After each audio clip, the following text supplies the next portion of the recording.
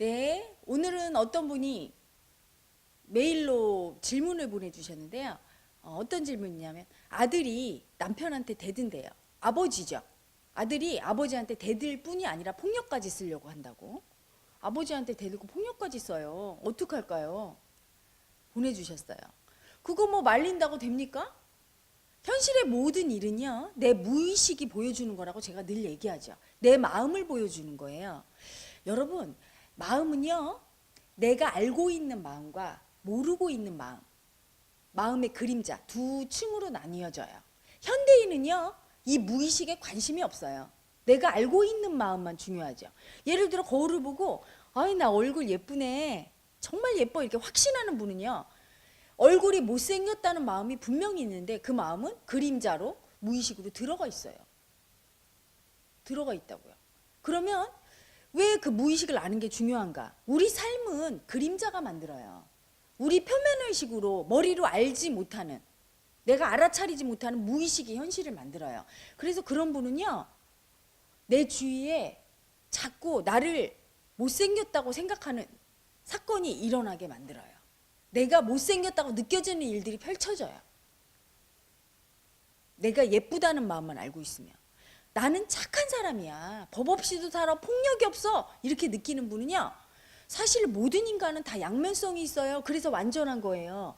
내가 착하다는 사람은요, 내가 얼마나 나쁜 인간인 줄 모르는 거예요. 또 내가 아주 나쁜 인간이라고 생각하는 분들이 있어. 그분은 또 내가 얼마나 착한 사람인지 모르는 거야. 여러분, 인간은 착하지도 나쁘지도 않아요. 두 개를 다 가지고 있으니까. 내가 화가 나면 나쁜 인간이 됐다가 내가 기분 좋을 때는 착한 인간 되는 거지. 그래서 인간은 완전한 거야. 모든 걸 다 포함하고 있으니까. 그런데 내가 착하다고 믿고 있는 분은요, 내가 얼마나 나쁜 인간인지는 무의식에 들어가 있는 거예요. 마음의 그림자에. 그래서 그걸 못 알아차리면 내 현실은요, 내가 정말 나쁜 인간이라는 걸 보여주는 현실이 펼쳐져요. 다 날 원하지 않아. 다 날 버리고. 이런 현실이 펼쳐지죠. 그래서 지금 저에게 질문하신 분, 앞에서 뭐가 펼쳐지죠? 아들이 남편에게 대들고 폭력까지 쓰려고 해요. 엄청난 반항과 분노를 보여주고 있어요. 그래서 저한테 질문한 분은 분명히 저는요, 너무 무섭고 폭력도 모르고요, 남한테 대들지도 않고 엄청 순종적이고 착한 사람이에요. 이렇게 느낄 거예요. 그러면 반대로 그 마음의 반대인 반항과 분노가 내 무의식에 있는 겁니다. 그것을 내 남편과 내 아들을 통해서 보여주고 있는 거예요. 그래서 아들과 남편에게 말로 해서 될 부분이 아니에요.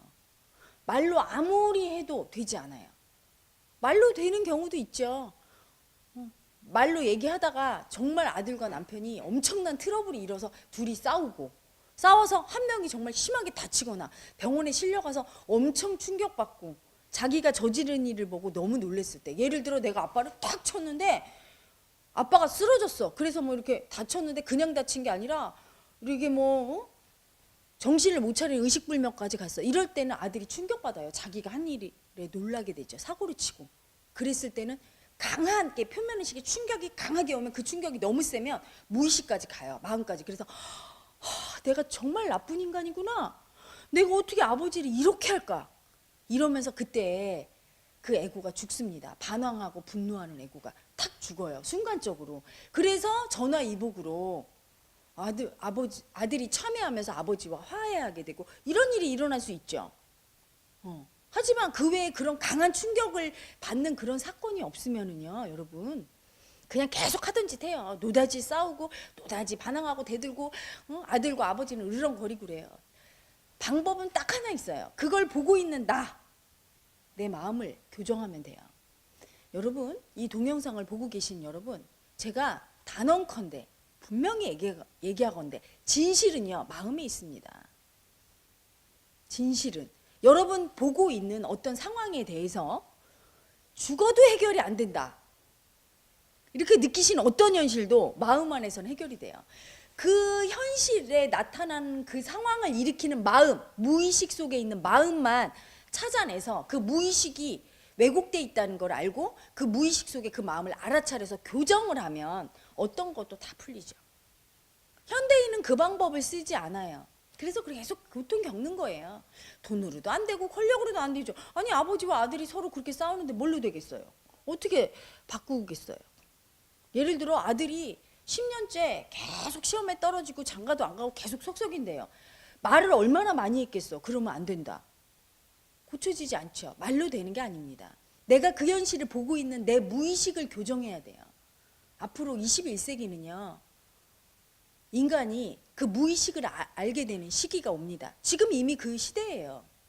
자원성과 수행하는 모든 분들은 그 무의식을 공부하고 있고 자기 무의식을 온전히 교정하면서 현실이 바뀌는 거를 체험하고 있잖아요. 물론 무의식을 돌이켜 보는 게 쉽지는 않죠. 어렵죠. 그래서 지도자가 필요하고 그래서 수행터가 필요한 겁니다. 그래서 자기가 얼마나 반항이 심하고 분노와 폭력성이 있는지 마음 안에서, 그런데 그걸 정말로 보기 싫어하고 착하게 살고 참고 살아왔다는 거를 아셔야 돼요. 저한테 메일 보내신 분. 응? 제가 이렇게 강의하는데 제 눈을 보면서 이럴 거예요. 헤라님은 뭘 모르셔. 나는 한 번도 화를 낸 적이 없고 대든 적도 없고 폭력 쓴 적이 없어요. 이러실 거예요.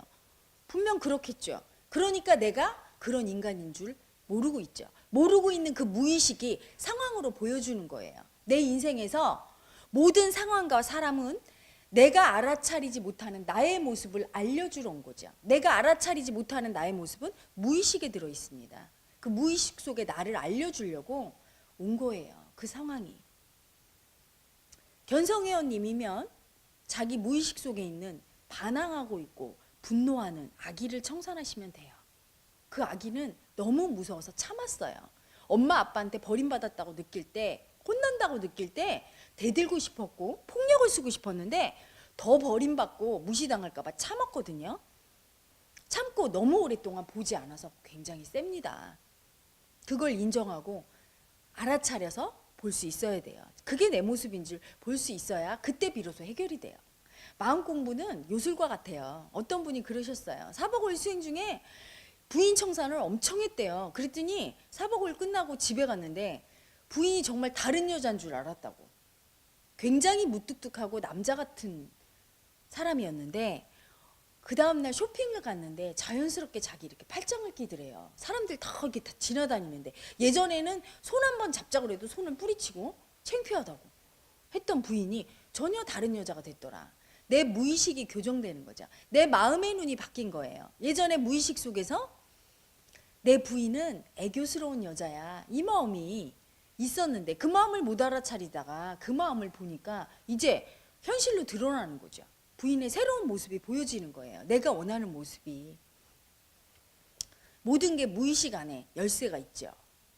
그래서 남편과 아들의 문제를 자꾸 관여하고 내가 해결하려고 하지 말고 나는 내 무의식에 내 마음속에 있는 그 분노하고 반항하는 내 모습을 보고 알아차리면 됩니다. 그래서 견성회원님은 청산하시면 되고 견성회원 아니시고 아직 마음 공부 안 하신 분은 자원성과 수행에 오셔서 자기 무의식 속 내면에 있는 화난 아기, 폭력적인 아기를 청산하시기를 바랍니다.